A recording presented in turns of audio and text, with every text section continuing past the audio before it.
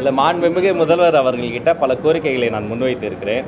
அதில் அந்த கோரிக்கைகளை முன்வைத்து அதற்கான தரவுகளையும் கொடுத்துருக்கிறேன். நம்முடைய பள்ளிக்கூட குழந்தைகள், அரசு பள்ளிகளினுடைய அந்த சீருடைகளை எப்படி மேம்படுத்தலாம், இந்த காலை உணவு கிட்டத்தட்ட சற்றப்போ ஒரு மாணவனுக்கு 11 ரூபா 50 பைசா தான் தராங்க சற்றப்போ. அது இன்றைக்கி ஒரு மேகி பாக்கெட்டே 10 ரூபா கிட்டத்தட்ட விற்கிது. அதுக்கப்புறமேட்டு உப்புமா, கோதுமை உப்புமா, ரவா உப்புமா, இந்த உப்புமாலேருந்து என்றைக்கு எங்கள் குழந்தைகளுக்கு விடுதலை கிடைக்க போகுதுன்னு தெரில. அதனால் அந்த காலை உணவை ஊட்டச்சத்து நிறைந்ததாகவும் அறுசுவை நிறைந்ததாகவும் எப்படி மாற்றலாம். அதே மாதிரி எல்லாரும் நீதி கட்சி உணவு கொண்டு வந்தது, காமராஜர் ஆட்சி அது மதிய உணவு ஆக்கியது, கலைஞர் ஐயா அவர்கள் இதில் முட்டை கொண்டு வந்தார், புரட்சித் தலைவர் சத்துணவாயை மாற்றினார், அம்மா அவர்கள் வாரந்தோறும் முட்டை கொண்டு வந்தாங்க, பல மாற்றங்கள் நிகழ்ந்தது. அது மாதிரி எனக்கு ஒரு ஆசை இருந்தது, அது மாதிரி வாரத்திற்கு ஒரு முறை சிக்கன் பிரியாணி போடலாமே என்ற ஒரு கோரிக்கையை முன்வைத்திருக்கிறேன். அது பல துறைகள் சம்பந்தப்பட்டது. மாண்புமிகு முதல்வர் அவர்கள் அதை குறித்து பரிசீலனை செய்வதாக கூறியிருக்கிறார்.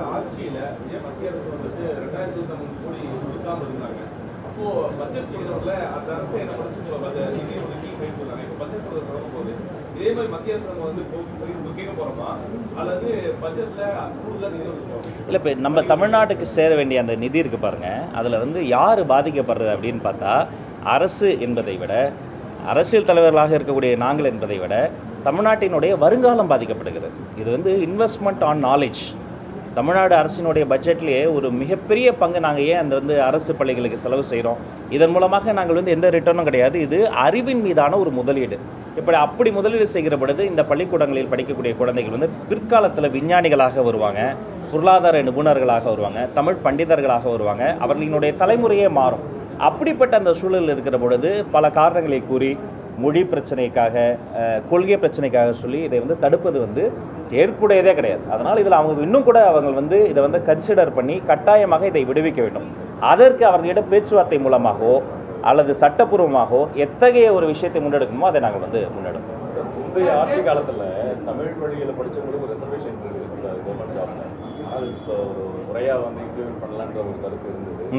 இந்த கவர்மெண்ட்டில் அது எந்த அளவுக்கு? ஏற்கனவே ஒரு முறை கூட நான் சொன்னதை போல, கடந்த ஆட்சியாளர்கள் அதிமுக, திமுக அவர்கள் யார் ஆட்சியிலுமே நல்ல திட்டங்கள் அல்லது மக்களுக்கு பயன் தரக்கூடிய திட்டங்கள் இருந்தால் வேறு எந்த காரணத்திற்காகவும் பகைமையோடு அது நிறுத்தப்படாது.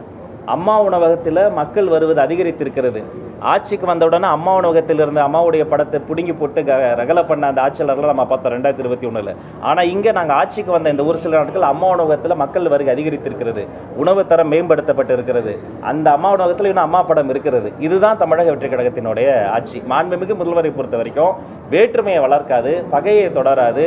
இந்த போட்டி போடுறது எதில் இருக்கணும்னா நல்ல திட்டங்களை தொடர்வதில் தான் நாங்கள் போட்டி போட்டு தொடரும். இன்னும் பல புதிய திட்டங்களை கொண்டு இப்போ அந்த திட்டங்கள் நல்ல திட்டமாக இருந்தாலும் அதனுடைய பயனாளர்கள் முக்கியமானவர்கள் இருந்தாலும் செயல்படுத்துகிற வகையில் ஏதாவது ஊழல்கள் நடந்திருந்தால் அது கண்டறியப்பட்டு அந்த லீக்கேஜஸ் ஸ்டாப் செய்வதற்கான வேலைகள் தான் நாங்கள் செய்வோம். 100 ரூபா திட்டம் நல்ல திட்டமாக இருக்கும் ஒரு எடுத்துக்காட்டுக்கு, அதை செய்து முடிப்பதற்கு 1000 ரூபா கணக்கு காட்டியிருப்பாங்க. அப்போ நம்ம அதை களைய வேண்டியது அந்த ஊழலை தான் களையணும். அந்த திட்டத்தையே நம்ம நிறுத்திவிடக்கூடாது. எனவே நல்லது தொடரும், நல்ல முறையில் சீராய்வு செய்யப்பட்டு தொடரும்.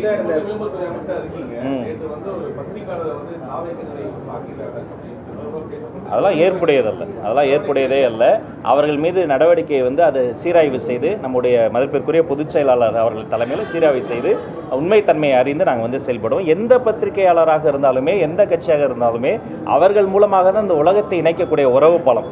அவர்கள் மீது சுடுசொல் வீசுவதோ எதிர்வினை ஆற்றுவதோ கருத்தை கருத்தால் தான் எதிர்கொள்ள வேண்டும். இந்த விஷயத்திலையும் உண்மைத்தன்மை ஆராய்ந்து தக்க நடவடிக்கை எடுக்கப்படும்.